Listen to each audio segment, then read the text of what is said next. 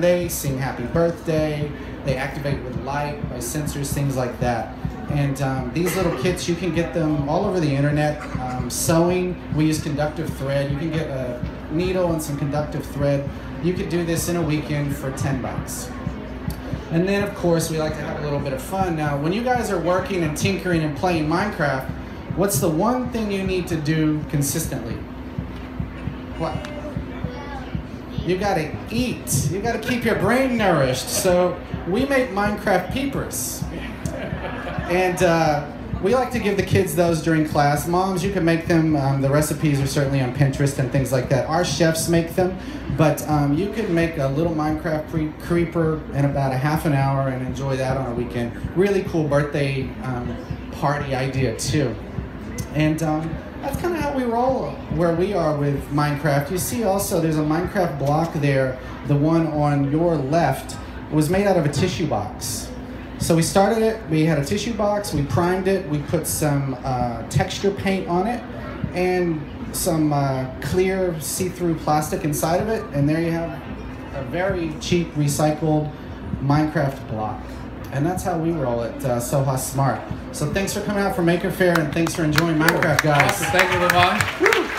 All right, now wait, this young man has had his hand up pretty much the whole time, so I gotta find out what he has to say, because it's gotta be good. The one thing that you have to do in survival is, like, have to survive. That's right. See, parents, I told you this, you were going to learn about Minecraft today. That is advice to live by. In survival mode, you have to survive. Otherwise, you don't survive.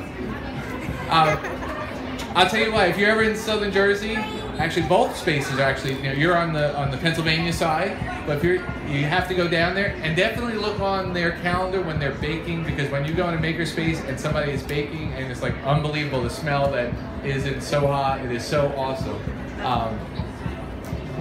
Now, the whole idea of Minecraft in real life actually started with the Minecraft circuits in real life, and Rick Anderson is one of the founders of Fubar Labs. He's also one of the founders of the Minecraft circuits in real life. Bill French is also one of them, but Rick has taken it to the next level, and actually he's taken it a whole nother way. He's gone from real, so virtual to real, back to virtual again, in a way. So, that's right. Hi, I'm Rick Anderson. My day job actually is I'm director of virtual worlds for Rutgers University. So I do 3D game technology, apply it to learning. I maintain all of the virtual worlds, like virtual campuses, and we also do like virtual therapy offices and virtual conference centers. People use those environments to role play and get a third-person view of how things are working. So one of the critical elements that I run into is how to bring yourself out of a situation and then look at it.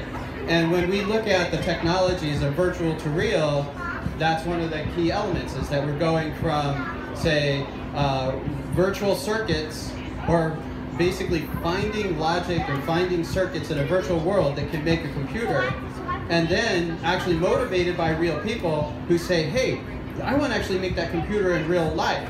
So what we did was have, in fact, I think on the screen we've got a bunch of virtual machines, but when you breadboard those machines, the logic is the same between virtual and real. So we look at how to connect the dots between those things, and we want you to be able to do it. So we bring that together there.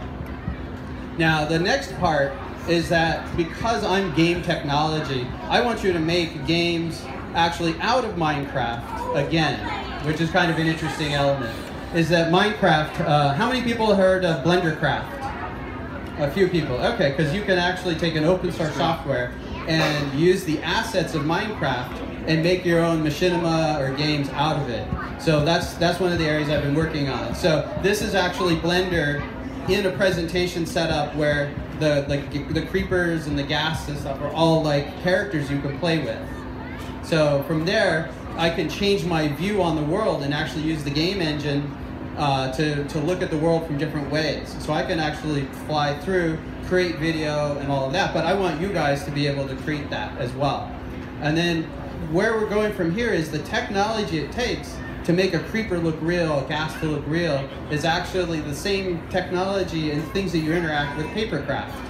So papercraft, how many people have done papercraft? Have you folded up line block blocks yourself? Yeah. So you know how you've got that T shape on on Minecraft block, and then we have the T shape for, like, in this case, it's an enchantment table. So when you fold that shape over and you look at that shape, you see it. That little cutout pattern is really important. And once you cut that out, you fold it into the box. So when you work on game technologies, you kind of do the same thing. So I actually have a little bit of an intro to show just a quick little change. So I start with the TNT module, because I can basically take a virtual TNT, print it on a printer, cut it out. But what if I take a screenshot? I took the screenshot and I put it into Blender. And in Blender, I can actually take my box and use the box that's there, then open up what they call UV, which is a special kind of wrapping of images.